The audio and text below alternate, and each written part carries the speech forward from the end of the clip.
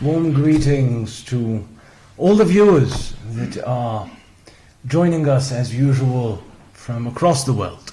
And as usual, all my appreciation in particular to those that are up particularly early in Latin America and the Caribbean, and those that are up quite late in Asia Pacific, in order to join us. And of course to join us for what is, I believe, the 7th episode of The Third Way, live with the SG. And this episode, out of a game of chance, takes on a particular meaning. It takes on a particular meaning beyond our usual approach and our usual determination to receive your questions, your critiques, your proposals, your views, without filters, as usual, throughout social media, but as well, of course, on WhatsApp, I believe. It is functioning. Beautiful. And beyond all of this, which this session, of course, will also do, today is a special episode. Not because we planned it, not because we had calculated months back when we started those sessions in order to make sure that this would happen, but because today is the 3rd of November, which is also the anniversary. That is 2 years to the day of our signing the headquarters agreement with the government of Ethiopia that established our international seat as an organization here in Addis Ababa, and that enabled us to finally enter into the executive phase of our organizations, our collective platform's existence. And of course, anniversaries are always quite bittersweet, because of course they are a moment to celebrate, they are a moment to look back with pride, but also, crucially, anniversaries are also reminders of how fast time flies. And of course, looking back, I think that we are all collectively proud. And when I say collectively, I don't mean the Secretary General, I don't mean just the Secretariat. I mean our member states, our associate members. We're all collectively proud of the extraordinary progress that we did in less than 2 years. When we signed the headquarters agreement and moved to Addis Ababa in January 2023, we were a handful of Secretariat members. We were yet to deliver on our program, the common program of the member states and associates. The OSC was a promise, a beautiful promise, but nothing more than an aspiration. And today, on the 2nd anniversary of the agreement that established our headquarters here in Addis Ababa, the OSC is not just a promise, not just an aspiration. It has become, I genuinely believe, a positive force, a tangible force for positive change. In less than 2 years, not only have we built and consolidated a Secretariat, activated our General Assembly, and other governing bodies such as the Conference of Associate Members, because if we had only done that, then it wouldn't be much to celebrate. Because the OSC is not an end in itself. It was not created in order to convene General Assemblies. It was not created in order to consolidate a Secretariat. But it was genuinely created with the spirit of this third way of development that we have been speaking about for the past 7 episodes. And therefore, we are collectively proud, beyond all this institutionalization that we were able to do in record time. What we have been particularly proud of is that we have delivered on the common program of our member states and associates. And of course, I will not enumerate all of those programs. The list would be long, and the purpose of these sessions is not for me to pontificate for 2 hours, but to genuinely give you the floor. But in less than 2 years, we were able to develop and launch the Greater South Information System, GRESIS, that democratizes knowledge, that visibilizes knowledge and research done in our countries of the South, and facilitates collaboration between our researchers, universities, and institutions. We secured an annual postgraduate scholarship program for 400 of our citizens annually in some of the most renowned Brazilian universities. We're of course spearheaded, as we've talked in the past, through the commitment and vision of our member states, the common leveraging union of borrowers, the club, that our countries may finally have an instrument of coordination amongst borrowers to address the inequities of the international financial architecture. We've, of course, launched the OSCE Institute that receives the experts of member states to build their capacities during 2-month intensive programs, and that has already, from its launch in January this year, built the capacities of the experts of over 15 countries, who in turn have approximately cascaded down those capacity buildings, those skills that they have gained at the OSCE Institute, to over 250 people within their respective countries. We have, of course, launched the Greater South Learning Enrichment Resources Nexus as a crucial platform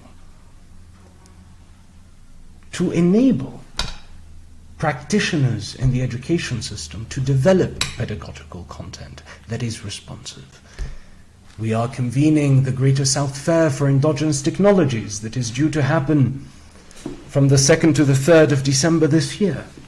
The progress has been extraordinary. But at the same time, at the very same time, as proud as we are of everything that we have achieved, the OSCE, the spirit of the third way of development is not, cannot, will not be that of always looking back, tapping ourselves on the shoulder to celebrate all that we have achieved. We look back with pride, but as soon as we have looked back, we look forward.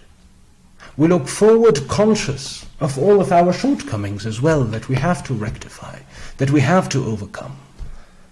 We look forward in knowledge that the third way of development is and will always be that which is yet to be achieved. Everything that we have not yet achieved. And it is in this spirit, of course, with this anniversary, with this spirit of looking forward, of being consistently dissatisfied, that we are working tirelessly towards the preparation of our upcoming General Assembly, which is due to be held later this month, in which the new program of the organization will be approved by the member states and the associate members. And of course, I do not want to spend too much time on this, because in many respects, everything that we have discussed together through dialogue, questions and answers, critiques, finds itself condensed within that programmatic proposal that we are presenting for the consideration of our member states. Around 7 core axes that I will not develop too much in detail, but we will do a session closer to the General Assembly on this in particular. But the first of these 7 axes, and 7 of course always quite a symbolic number, that also, believe it or not, was not planned. Becoming, or building rather, knowledge-powered societies, of becoming drivers of the technological revolution as a collective of countries, of accelerating the balanced and inclusive transformation of education that has been long overdue, of revitalizing the cultural and artistic yields of our countries, of our peoples, of our creative industries, of creating as well green, shared prosperity that is distributed equally, equitably, and that as well contributes to the sustainability of our world, not just in the South, but for the entirety of humanity.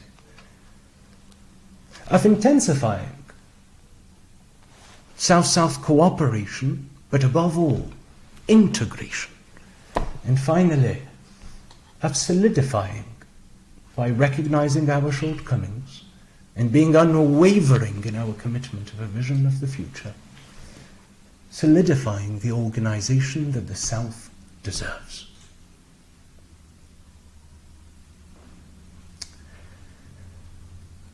And I say all of this with, of course, a determination to reach a conclusion relatively soon in order to open the floor to your questions, critiques, proposals, comments. But I would like to add upon this, because I think there is a dimension that perhaps, because we have discussed in the past episodes the role of our universities and the projects that we have spoken about the role of culture and the arts, we have spoken about the transformation of education, we've spoken about the need to develop our own homegrown technologies, we've spoken about the international financial architecture. We have covered many of those areas of the third way of development. But there is one dimension, and in fact last week I think we also discussed the role of leadership in this process. And perhaps that this week, what I would like to discuss very briefly is another dimension that is crucial. And I say another dimension that is crucial because in fact I wasn't planning to speak about this week. But on Friday, here at the OSC, we have an event, an internal event for the staff called the Book Talk series, which occurs, if I'm not mistaken, if my memory does not play tricks on me, that it happens once a month, where staff members of the organization can come and propose to present a book and how they view that book as relevant to what we do. And again, it can range from non-fiction all the way to poetry. And of course, then there is this exchange amongst the staff after the presentation. So it's a very interactive, it's a community of mutual learning within the OSC that itself is a macro community of mutual learning among sovereign peers. And in any event, this Friday, as I've said, we're working day and night without rest. But they say no rest for the weary, to be polite. On the upcoming General Assembly. But I saw the opportunity of extracting myself for a very short while from the bustling commotion of paperwork and budget proposals and KPIs and expected results that are all very crucial, but we are human after all. We're not made for Excel sheets, at least not from during the day and during the night and these Excel sheets creeping into the dreams. I don't know about you, my dear Malik. He's my Undersecretary General for Administration, if that is something that you particularly enjoy. But in any event, so I saw an opportunity. I went and passed by unannounced by this book talk that was being presented, and I think this was the first time that it was presented by two people, right? So it was presented by Amarachi, our chief of section for procurement, and of course Etsub, the assistant of my USG for administration. And the book was Animal Farm by George Orwell, a book that I've quoted in the past, a book that was in fact mandatory reading when I was in high school, and a book that is quite fascinating, of course, and I won't spend much time about the book, but in essence the book is this revolt of the animals within a farm that expulse the exploitative humans. But soon enough, a group of animals, in particular the pigs, start taking over that revolt. And gradually, that revolt, that revolution, that new society that was being built within the farm derails, where the initial spirit was in the 7 Commandments, I believe it was. Oh, 7 again. The 7 Commandments that were mentioning that all animals are equal. And eventually it became, and this is in this context that I've quoted the book in the past with regards to our multilateralism, eventually it became all animals are equal, but some are more equal than others. And by the end of the book, at the risk of spoiling it, so for those of you that have not read it and are planning to read it, just temporarily, for half a minute, stop listening.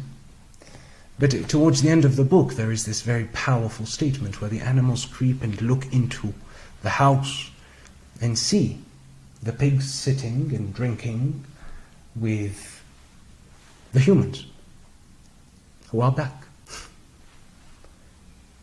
And therefore Orwell says that as the animals were looking at the scene, they looked, and then and here I quote, "From pig to man, and from man to pig, and from pig to man again, but already it was too late to say which was which." And of course I'm raising this because part of the debate that I was able to listen into from the book talk series, from this conversation of the staff, was, well, how does such a noble ideal get derailed? It wasn't the only idea, of course, discussed, but this is the one that, and of course there was mentions of the power of manipulation, of propaganda, the power that is exerted when the majority are not educated enough, and the role, therefore, of education as an emancipatory aspect. And as I was listening to this, not that I disagree, and in many respects I think that Orwell himself was seeking to convey that message, but I often say that writing a book for authors is like giving birth to a child. You believe that whatever you've given birth to belongs to you, but soon enough you see it grow, become a person of its own, developing a personality that you would never have conceived, and therefore regardless of what Orwell actually wanted to convey. I think that one of the dimensions of Animal Farm and that conversation in the book talk series that emerged in my mind that I thought was important to mention today was that the importance, the crucial importance of building consciousness, of politicizing When I say politicizing, I do not mean it in party politics. I mean it in the noble sense of the term, of transforming a subject into a proactive protagonist of the transformation. Because the problem that occurs, and you will see how this is linked to a third way of development, is that when we endeavor to build the new, rectifying unjust dynamics, power dynamics that exist in the status quo, we constantly run the risk of arriving to the new with the mentality of the old.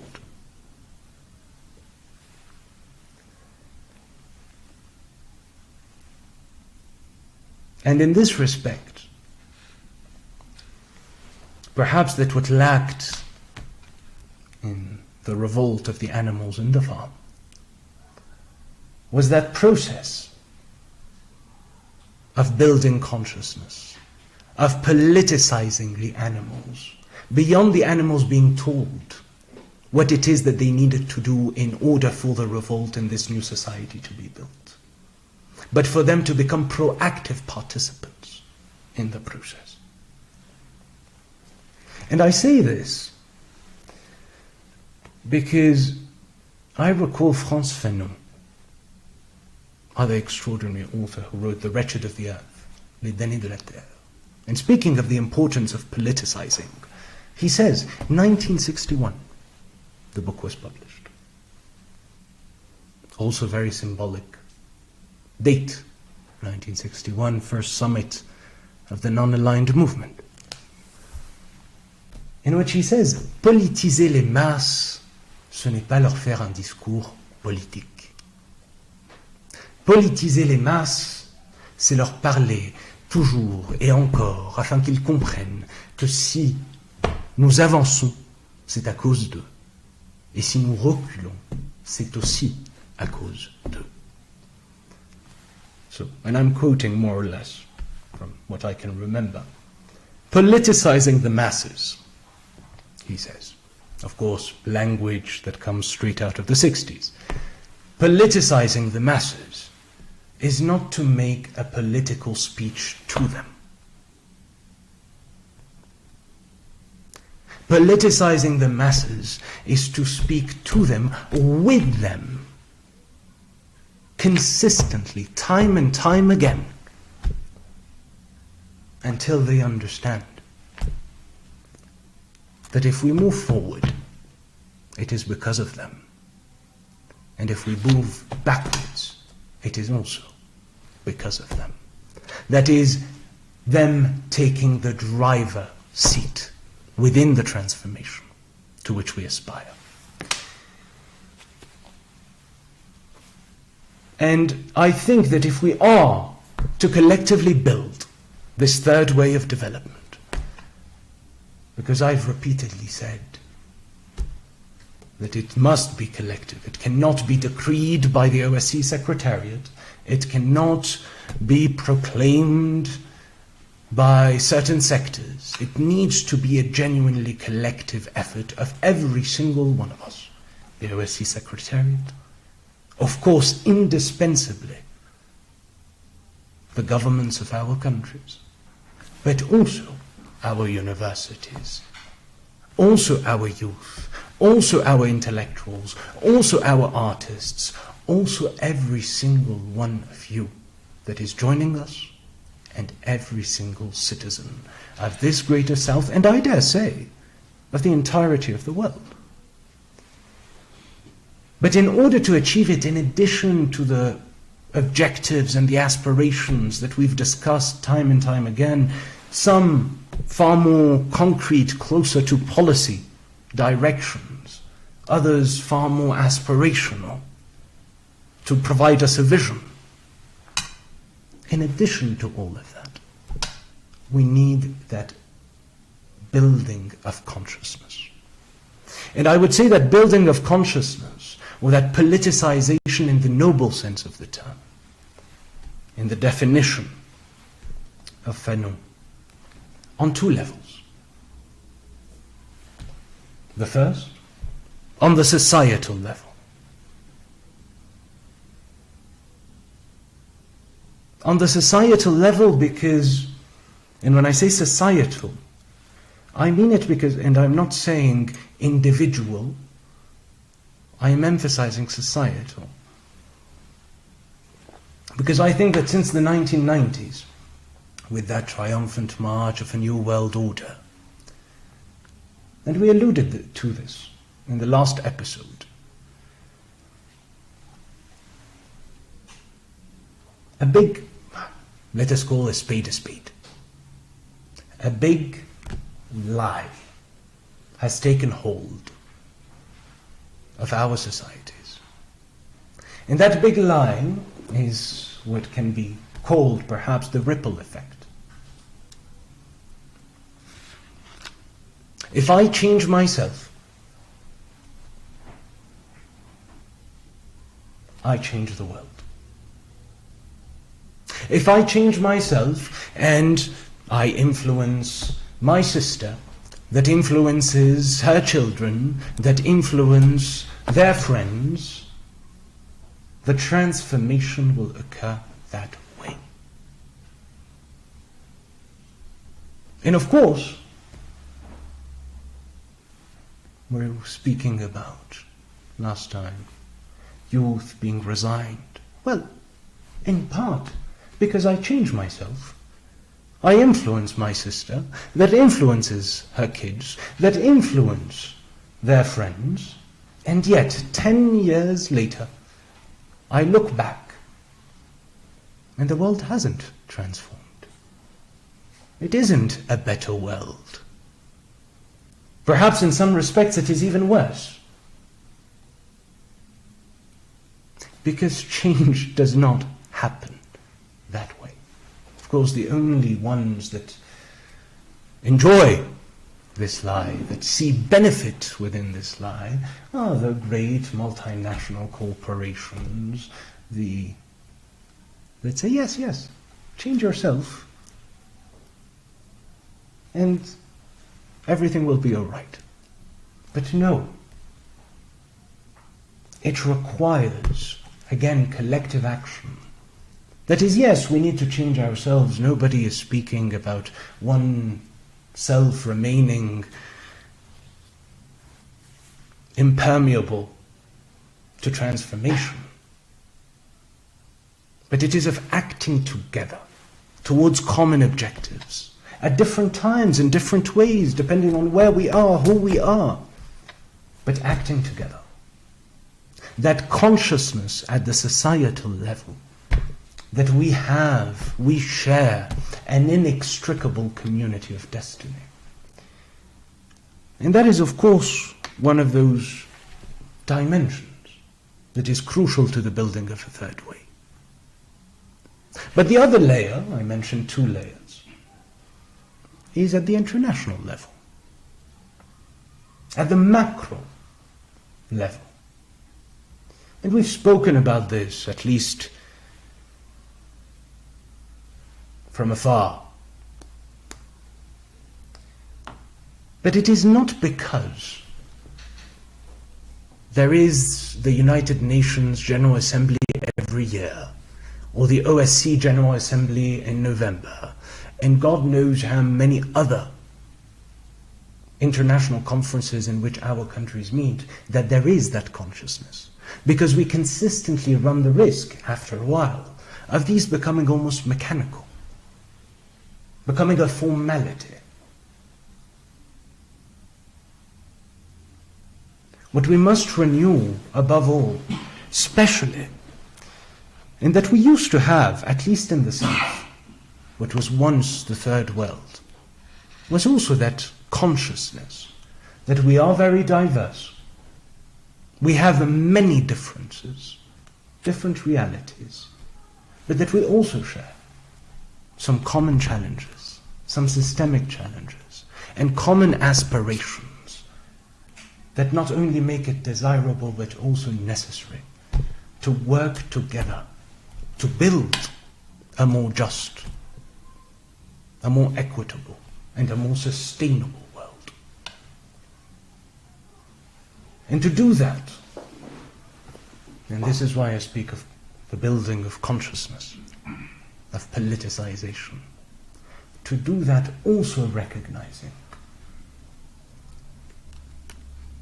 that what we need above all is solidarity, which again the image I always use, which is not charity, which is gifting over the leftovers, but solidarity, which means sharing the meal because we know that we share a community of destiny.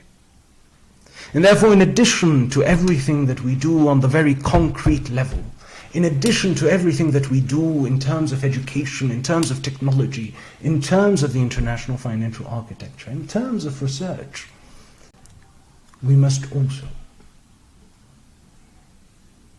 remember that this process requires building a consciousness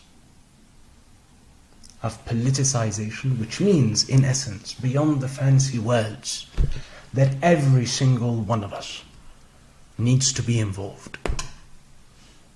Every single one of you needs to be involved. And this is why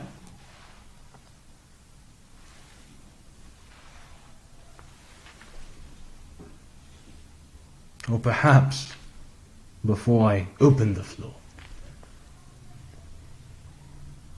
I recognize that what we are saying here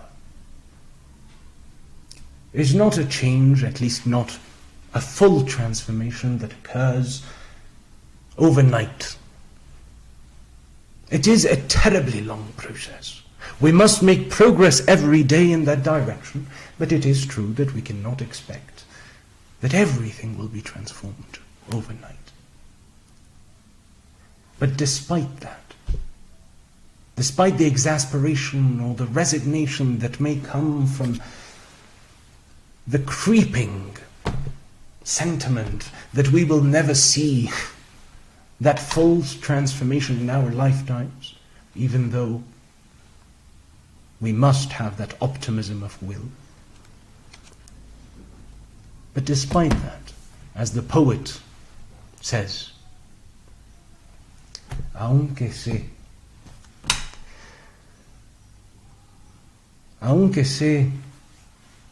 que la vida no me ha de alcanzar para gozar del fruto de mis labores,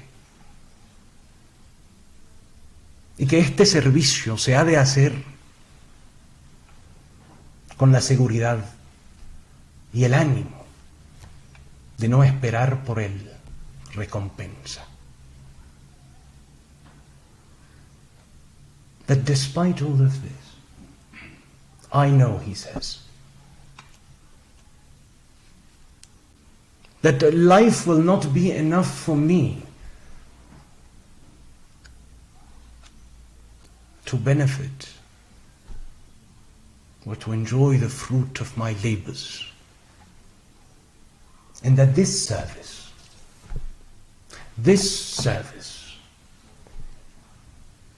must be done with the certainty and the courage to not expect from it or for it any kind of reward. The reward that is ours collectively, and I think this animates us at the OSC, animates our member states, and I am certain animates most of you.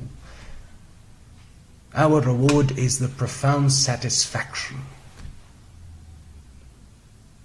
of knowing that we are, in our humble levels, in our modest manners, we are fulfilling our historic duty. And this, again, requires absolutely everyone. And this is why, since you must be the protagonists, that I open the floor. I open the floor in order to receive your questions, your comments, your critiques, proposals, and that we may engage in a fruitful dialogue. But as I wait for the computer, I was told, as I arrived today, that I had missed a question from last session that appeared to be a particularly important question. I assure you it was not done intentionally. And therefore I'll take the opportunity in order to answer that question. But let me first read it out, which was a question that had been submitted on WhatsApp from Dr. Emile Rwagasana, Deputy Chief of Staff at the African Union, who said, on climate change, we know the role of OPEC, that OPEC played in the development of the Middle East. Don't you think African countries, especially producers of rare minerals, need to build a cartel, the type of OPEC, to provide a solution for climate change? I think this talk is needed in multilateralism. Dr. Emile, allow me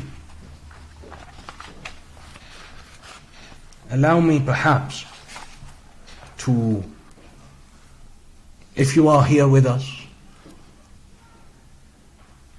to first say that I agree. This is a conversation that must be had at the multilateral level. And in fact, last year, in August last year, August 2023, I had attended the Summit of African Coffee Producers, organized by the government of Uganda and, of course, the Inter-African Coffee Organization. And that statement, which was fairly long to the exasperation of the hosts and the masters of ceremonies, is online. But in that statement, I was in effect making a similar argument to what you are proposing here, which is that it is essential for African coffee producers, but also through bridges and links with other similar creations by Latin American coffee producers, by Asian coffee producers, to come together to stabilize the commodity prices, to adopt common strategies to move away from the export of green beans to at least having a percentage of production refined to use the oil image, of no longer exporting crude exclusively, but also exporting refined oil. Similarly with coffee, of no longer exporting green beans exclusively, and stabilizing the commodity prices, getting fairer prices for our countries. And I say this, fairer prices, because I do not believe that Africa or any country in the Arab world or any country in Latin America or in Southeast Asia is actually asking for help and charity and aid. We are in fact only asking for economic justice. And therefore, coming together, and in fact in that speech I used the example of OPEC, in terms of coffee production, would enable us, like OPEC did with oil, to stabilize prices, get a better share of the enormous market that is coffee, and adopting common strategies for producing, transforming coffee, and not just exporting green beans. Now, I'm speaking of coffee, but you are speaking of climate change. And you will understand why I took the example of coffee, because yes, there is a dimension of climate change, to combat climate change, find solutions, that has to do with getting finance for the just transition that we want, because it does cost quite a lot in terms of capital investment to build the infrastructure that is necessary to transition towards, for instance, renewable energies, which in the medium term become cheaper for our countries, but it has an upfront capital investment cost that is quite prohibitive for many of our countries, and we need the finance for that. And therefore, yes, coming together as African countries, but also as countries of the South, through platforms, but not necessarily exclusively, like the Common Leveraging Union of Borrowers, the club, enables our countries to be in a better position to ensure that we get access to the highly concessional, if not grant-based, finance that we need for that just transition. So this is one dimension. But the reason I started with coffee and climate change is because we must become aware, as countries of the Greater South, including countries of the African continent, that a number of the critical minerals to the production of renewable energy technologies are in southern soil.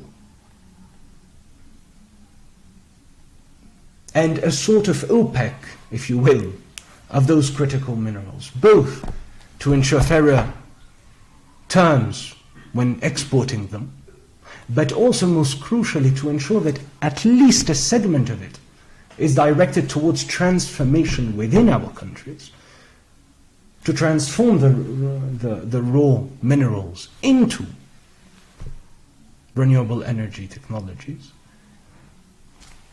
is an endeavor that is crucial. And therefore I fully concur with you, and I think it is at hand. The only thing that I would add, because your question, Dr. Emile, was very focused on the African continent, I would only add, because I do believe that it is important to have strong African positions. Just like I believe it is important to have strong Arab positions. Just like I believe it is important to have strong Latin American and Caribbean positions, and so on and so forth. But those positions are not necessarily mutually exclusive. And I would only add that the initiative that you propose is crucial, necessary, and I am certain that the African Union can play an extraordinary role in this process.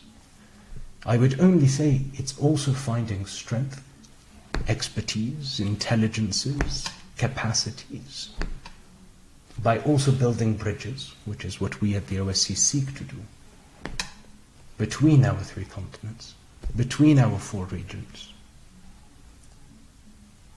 so that the Latin American and Caribbean positions are reinforced by the African ones, that are reinforced by the Arab ones, and so on and so forth. So this is what I would say, Dr. Emile, regarding your question, and I will now pass on to the other questions that are being asked live.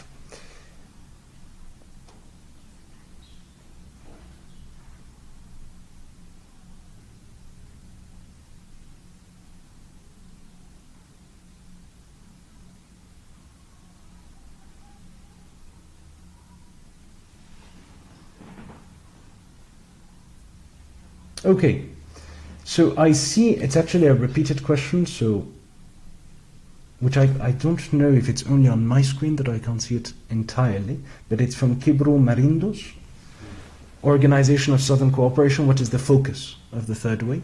But I don't see it cuts off at the end. The last question I see is, can you provide examples or details about N? That's it? I suppose it's endogenous technology.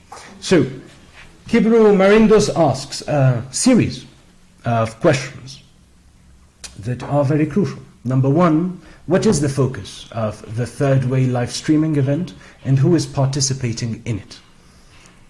Two, how does His Excellency Manssour Bin Mussallam describe the innovative vision of the Third Way of development? Three, what are some of the sovereignty enhancing sectors of development mentioned by the Secretary General?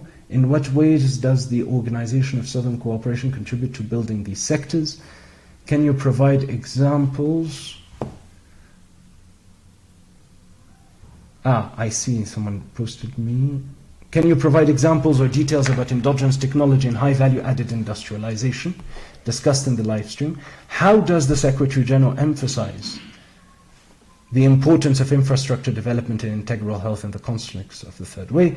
What role does renewable energy and sustainable agriculture play in this vision of development? How is balanced and inclusive education highlighted? My dear Kibro, excellent questions, but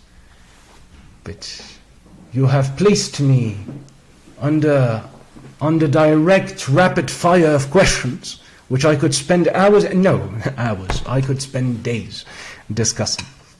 I will try to answer all of them, but I will have to answer them less exhaustively than I would like, because otherwise I assume the others may not have the possibility of asking questions. But let me start by the first one, which is, what is the focus of the third way live streaming event? That is, what is the focus or the purpose of these sessions? And as mentioned earlier, the purpose of these sessions is, for me as Secretary General of this intergovernmental organization that is the OSCE, to have the opportunity of engaging with each one of you, because you ask also who is participating. Who is participating?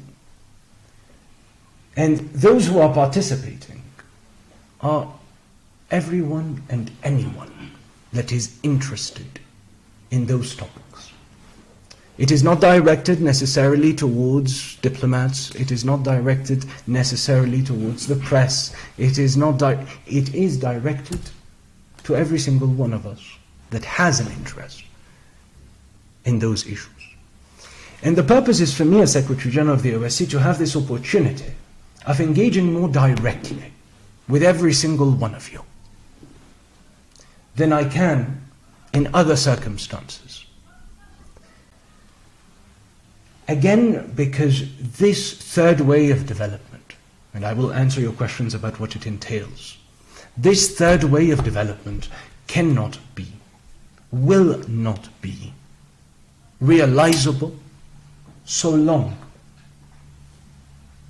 as it remains the exclusivity of the OSCE Secretariat, or the exclusivity, even though their role is, again, and I repeat, indispensable, of the governments of our member states. It requires every single one of us. And this is an opportunity for me to engage with all of you, to answer your questions, to your preoccupations, but also hear your proposals, your critiques as well. And this is overall the purpose of this third way of development. I can see that the team is worried about what I'm going to say next, and because I see that worry, Kibro, I want to push the line further.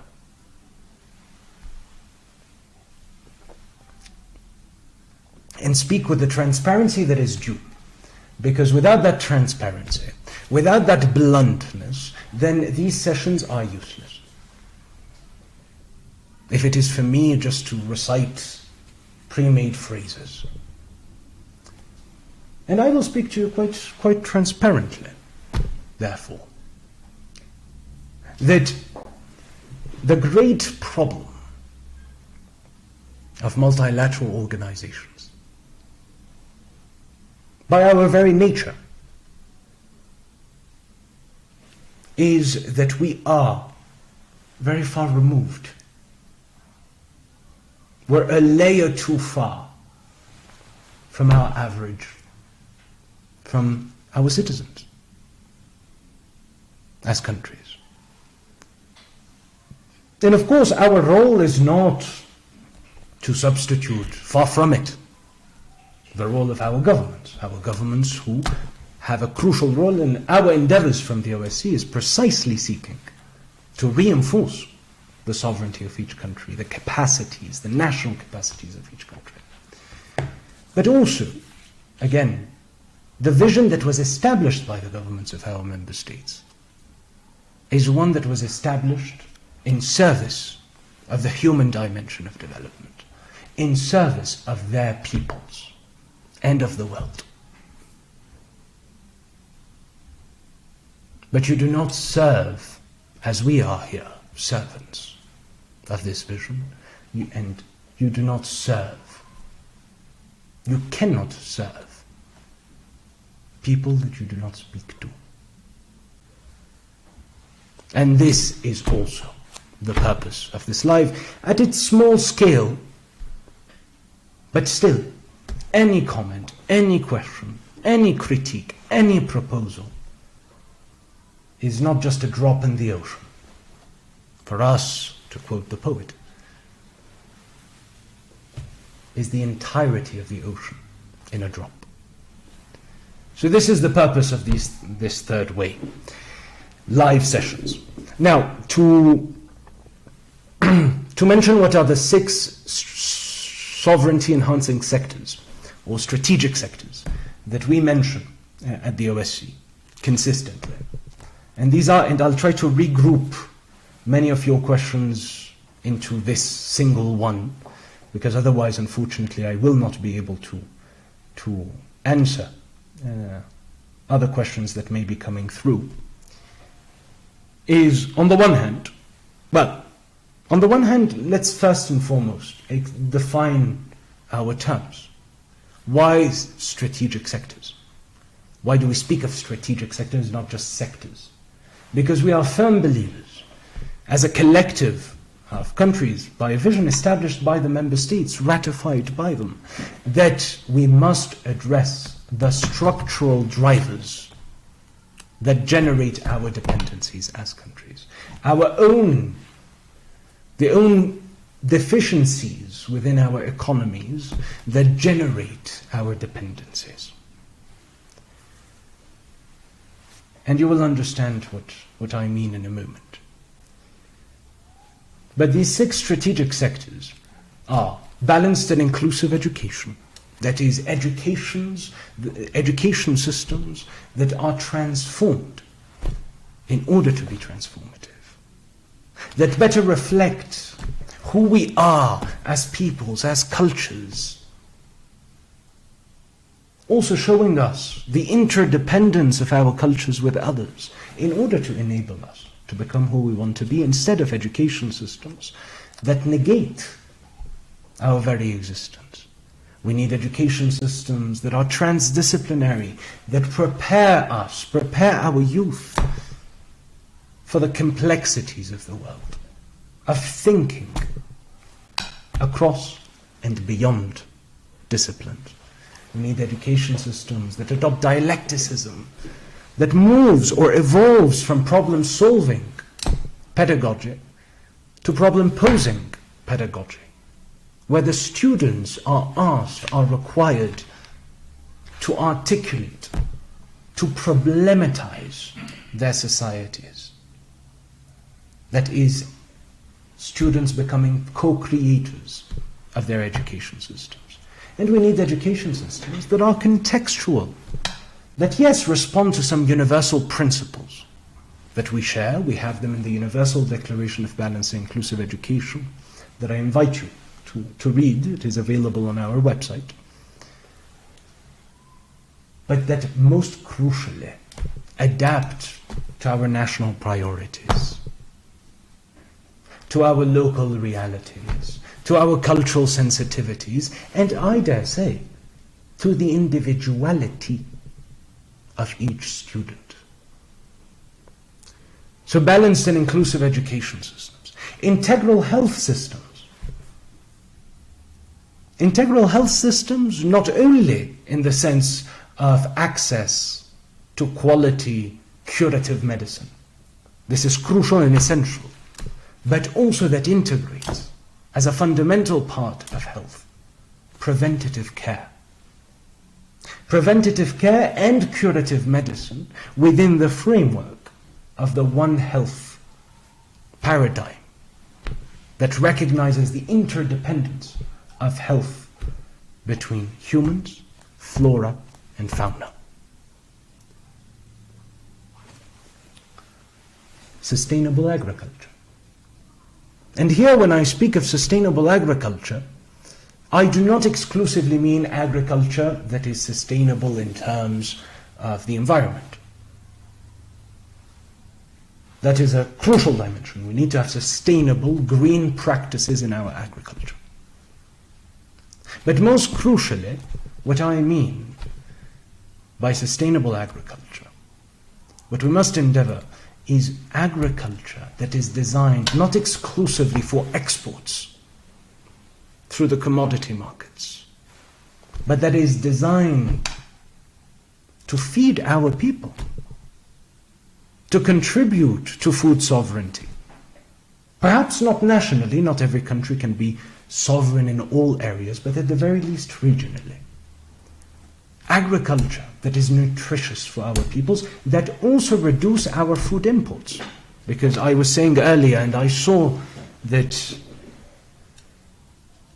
one of the team members, Pearl, the extraordinary Pearl, was telling me, well, was not telling me, but her eyes were speaking, when I was speaking about the structural deficiencies of our economies that generate our dependencies.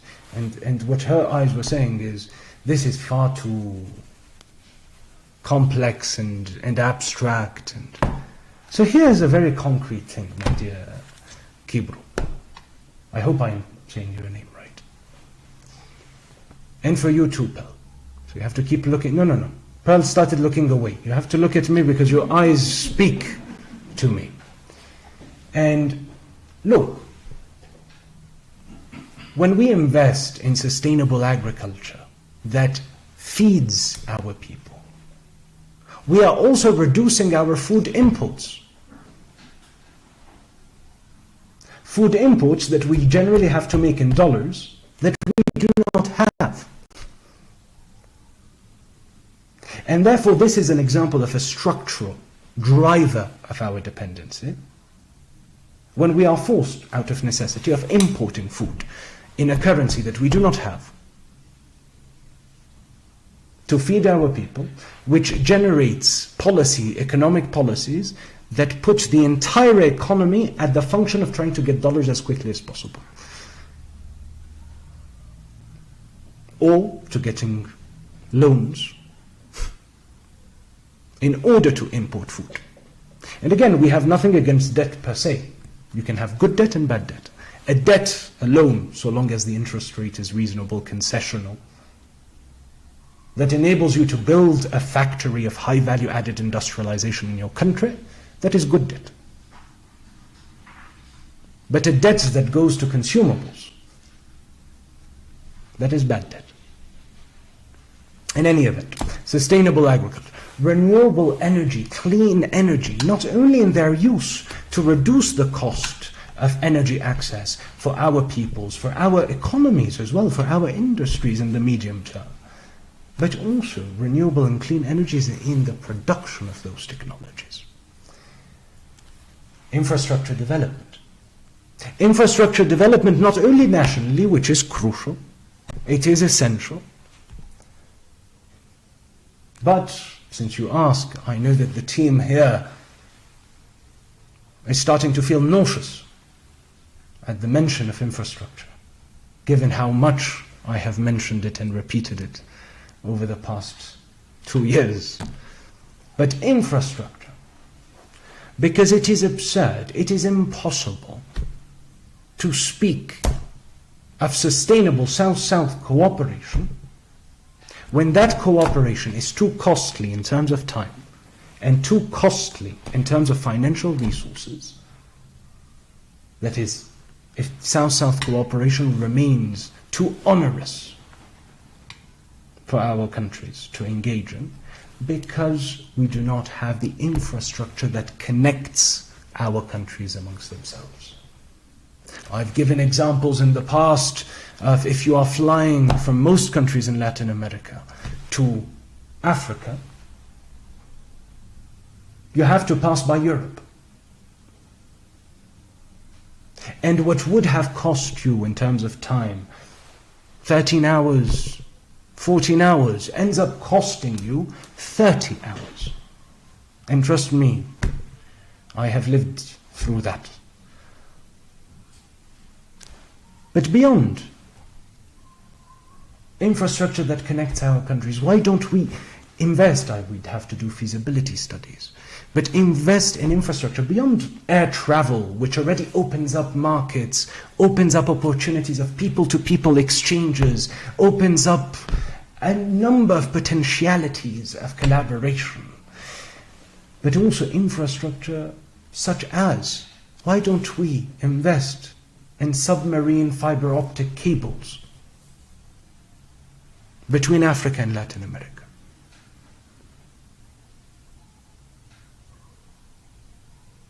That is another example of connections, infrastructure that connect our countries.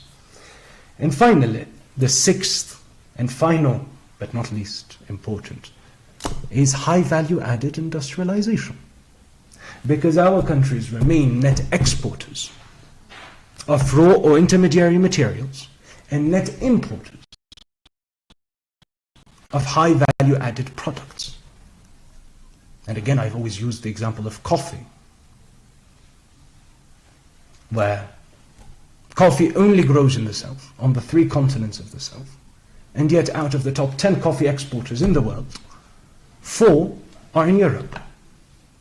And each one of them exports more coffee than Colombia and Ethiopia.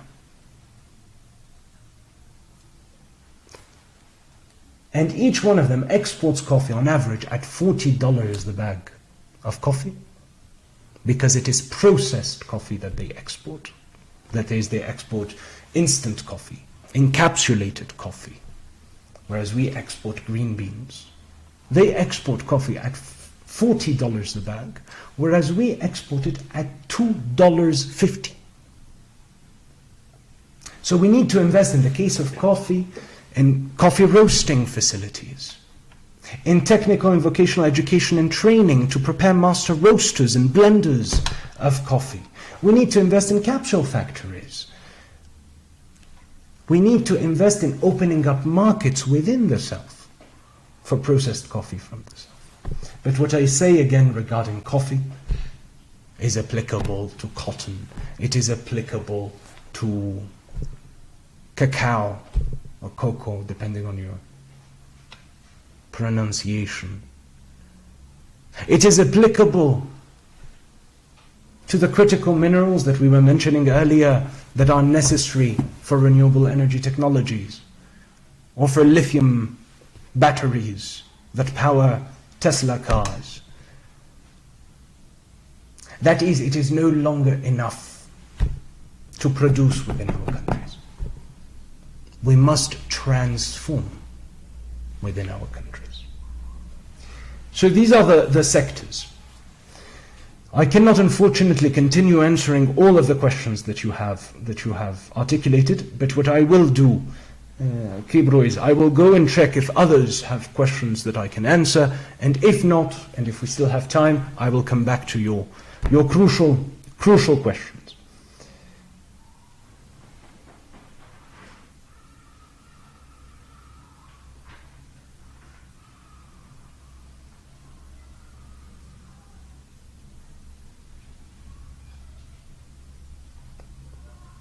So we have a question from Kili Iro, from Trinidad and Tobago, I believe, who says, for a number of societies, the spiritual is a cornerstone in understanding and interacting with the cultural.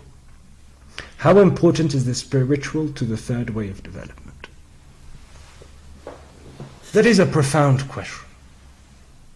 It is also what Americans, because the United States of America is very much in the news these days because of the election on Tuesday.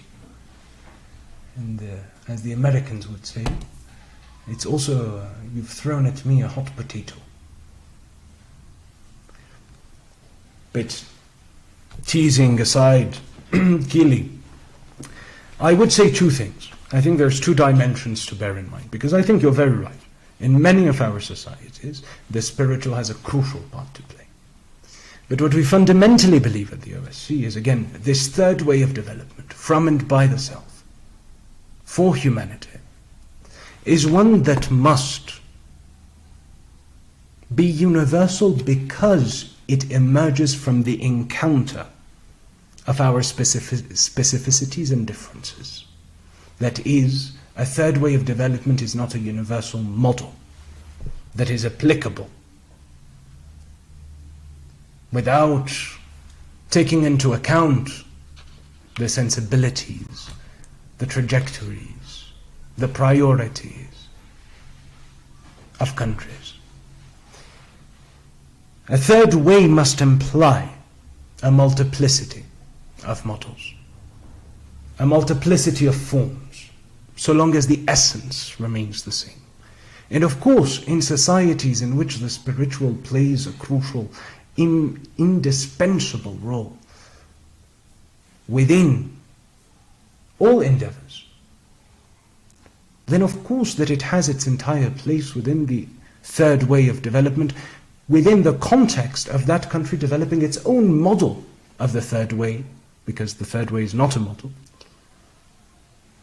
of the third way. And in societies where spirituality is less, the spiritual is less present, then they should adapt it to their sensitivities and sensibilities and realities. This is on the one dimension, when taking cases of the spiritual in each given context or each given country. But of course, and I notice that you use the word spiritual and not religion. And therefore, my first part was to address the spiritual from the religious perspective, which each country, each society, each community must engage according to its own convictions and beliefs. But the spiritual side that I would like to say is that at the risk of having this a few years from now being taken out of context and causing me trouble, I would dare say that the third way of development is a profoundly spiritual one, if you remove the dimension of religion. And what do I mean by this?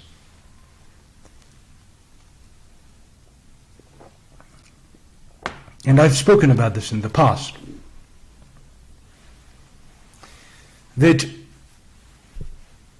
ever since the 90s, we've seen that proclamation of supremacy by technocracy, which has its important role. We need experts, we need technicians. We just don't need the dictatorship of technocracy. And with that proclamation of technocracy's supremacy, we have seen as well a delegitimization, a marginalization of collective dreams, where the focus has become exclusively on good policies. But the truth is that whereas yes, we need good policies, and yes, I don't think that there is anyone, except a very small minority because of certain personal convictions that they may have, nobody would be against a betterment of everybody's material welfare. However, the problem that technocracy fails to perceive, and it's very problematic. I have sought keenly, time and time again, to find a way around it, until I have, and this is one of the rare instances where I have surrendered to the reality that unfortunately we're human beings. And that means that as human beings, yes, good policies are needed, but we also need, and I say this, first amongst equals, we also need a bit of poetry, a bit of transcendence, of knowing that I am part of something that is greater than myself, that the sacrifices that I will be making today, I may not see the fruit of those sacrifices. But it doesn't matter, because I have an awareness of the transgenerational nature of our endeavor. I am moved, whoever I am, by the profound conviction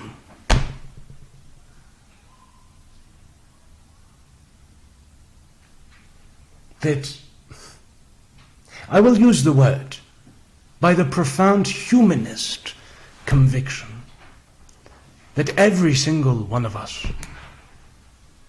not only can,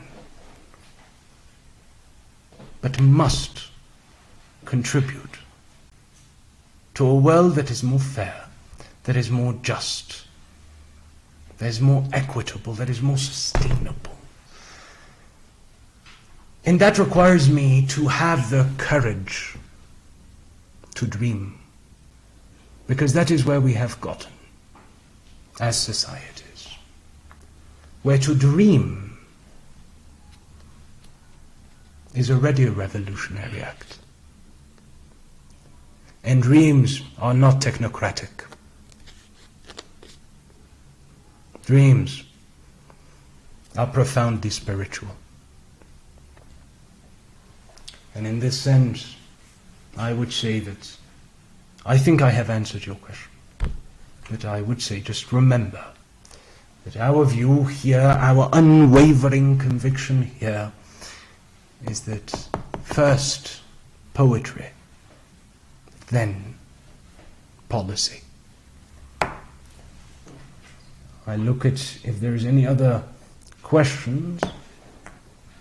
I see a question in Spanish from Catherine C.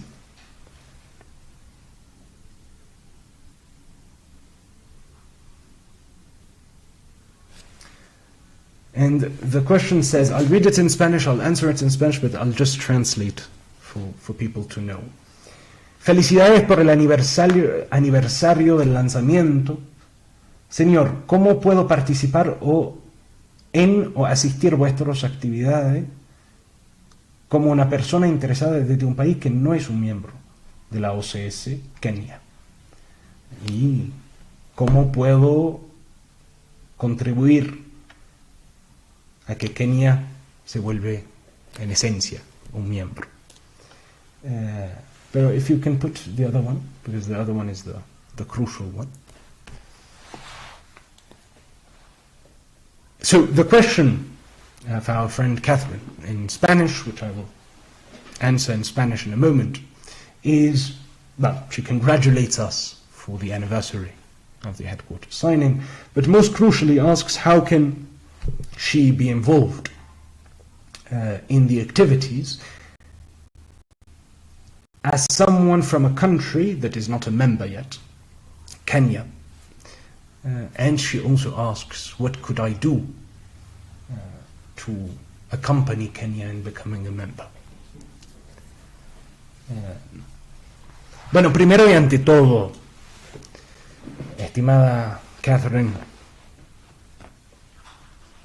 expresarle todo mi agradecimiento por su interés y por su compromiso, porque si bien me recuerdo, o si no mal me recuerdo, no es la primera vez que usted participa en una sesión como esta. Y tengo que presentarle disculpas, como siempre, para un español que sigue siendo aproximado. Pero lo que tengo que decirle, primero y ante todo, es que la visión de una tercera vía de desarrollo desde el sur, por el Gran Sur, para la humanidad, es una visión que va más allá de la Secretaría de la Organización. Es una visión que cada uno de nosotros, y usted, a partir de ahora, primera entre iguales, que cada uno de nosotros tiene que ir definiendo, construyendo desde el lugar en el cual uno se encuentra, que sea desde la universidad, desde la sociedad civil, desde una ONG o desde un organismo intergubernamental. Eso es primero y ante todo, y sin conocer, por supuesto, las particularidades o las especificidades de su trabajo en una ONG, me resulta difícil de ser más concreto. Pero lo que sí le puedo decir es que desde la Secretaría de la OCS siempre estamos dispuestos a colaborar, cooperar, confederar esfuerzos en servicio de esa visión compartida, de esa dimensión humana del desarrollo. Y entonces yo le invito, por supuesto, a seguirnos, seguir las actividades que tenemos y jamás dudar en comunicarse con nosotros para saber si puede participar en algunas de esas actividades. Después, en términos del acompañamiento del gobierno de Kenia en sumarse, en adherirse a la Organización de Cooperación del Sur, yo le puedo ratificar primero y ante todo, como base de todo lo que voy a decir, que en esencia nosotros, y sobre la base de una resolución unánime de la Asamblea General, siempre estamos dispuestos a acompañar cualquier Estado que quisiera adherirse a esa comunidad, a esa familia de naciones del Gran Sur, y que de hecho tenemos grandes expectativas que la República de Kenia se sume a ese esfuerzo, a ese movimiento del sur. Y lo que yo le podría decir en términos de lo que usted puede hacer es contribuir a través de sus redes, de su trabajo, de su desempeño al servicio de esos ideales que sé que compartimos y esa dimensión humana del desarrollo en la cual yo sé que usted cree como nosotros, de también ir movilizando, más allá de procesos diplomáticos, gubernamentales, ir movilizando dentro de las redes de la sociedad civil, dentro de las universidades, dentro de la juventud, ir movilizando alrededor de esa visión de una tercera vía de desarrollo, visibilizar, hacer visible los esfuerzos de nuestros países, las aspiraciones de nuestros países, los principios inquebrantables que tenemos, y de ir desde ahí construyendo movimiento, construyendo comunidad. Porque, vuelvo y repito, una tercera vía de desarrollo no será el resultado de una proclamación, una declaración mía o de la Secretaría. Tiene que ser, será un esfuerzo colectivo. Y en esa colectividad se requiere de la contribución de cada uno. No sé si le he contestado, estimada Catherine, no dude en decirme si no pude contestarle o si mi respuesta fue insuficiente, pero no duden en avisarme. Pero de todas formas, ratifico, comuníquese con nosotros. Nosotros siempre dispuestos a colaborar en la forma que sea para lograr esas metas, esas aspiraciones y esos sueños comunes. I see a question from... I'm sorry, I'm not going to translate because I'm being told that I have 5 minutes. But I will go to the last question that I'm seeing so far. And that says, I would like to... It is a question from Cuba, from José Luis Salmón Soriano, who first congratulates us on the anniversary, and I'm very grateful for that. and asks, I would like to know if a student from a southern country whose state is not an OSCE member can be beneficiary of the scholarships that the OSCE promotes. Thank you in advance. Well, since the question was asked in English, I will answer in English. But allow me to say, Jose, that I'm very grateful for your question, which is a crucial one.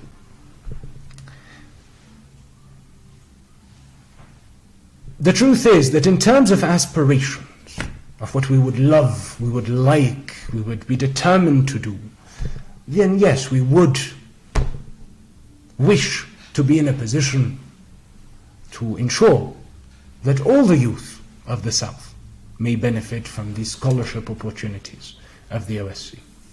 But of course, part of our success as an organization is the result that we are intergovernmental.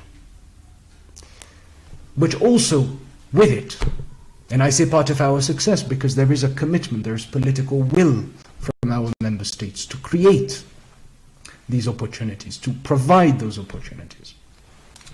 But there is, of course, with intergovernmentality, certain limitations. And that limitation, unfortunately, is that we are not able to provide support to countries or individuals from countries, from our programs that are not yet member states. That is a constitutional requirement. That being said, we do have the hope and aspiration, and we believe it will happen, that Cuba, Kenya, and many of our countries, most of our countries, will take their legitimate and rightful place in this common platform of this family of nations of the Greater South that is the Organization of Southern Cooperation. Because the more countries we are, and it is not a game of number, the more experiences we can share, the more intelligences we can bring together, the more resources we can pull, and the more opportunities we provide to our youth who will be the protagonists of this third way of development. But I allow myself to build upon your question, even though you have not asked it, to say that, however, this vision of a third way of development from the Greater South, by the Greater South, for humanity, is one which will not, is not limited to the secretariat of this organization, but goes far beyond us. And that this third way of development from and by the Greater South for humanity is one that requires every single one of us across the Greater South, within member states, but also within other countries that are not yet member states. You can get involved in this collective construction from now. I am grateful. I believe there were a few questions I wanted to get back to from Kibru, who had asked the 7 questions in one, but I am afraid, Kibru, that I will have to revert to them at the next episode. However, we are, as of now, in a position to conclude. To conclude not because I wish to conclude, but because I am being harassed by a triumvirate from Chad, Uganda, and Kenya. And to name those that ought to be named for harassment, Kulsi Lamko, Pearl, and Annabelle, who keep telling me that the time is up. But allow me to say that I am very grateful for your participation, your questions, your critiques, your comments, and your proposals. And I